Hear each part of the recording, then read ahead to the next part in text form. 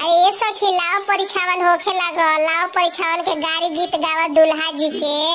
अरे तोर लावा मोर लावा एक में मिलायो रे, तोर लावा मोर लावा एक में मिलायो रे, तोर मम्मी मोर पापा एक लगे सुतायो रे, तोर मम्मी मोर पापा एक लगे सुतायो रे, तोर लावा मोर लावा एक में मिलायो रे, दुल्हा के दीदी मोर भैया एक लगे सुतायो रे, दुल्हा के सिस्टर मोर ब्रदर एक लगे सुतायो रे, दुल्हा के बुआ मोर फूफा एक लगे सुतायो रे, दुल्हा के बुआ मोर फूफा एक लगे सुतायो रे, दुल्हा के मौसी मोर मौसा एक लगे सुतायो रे।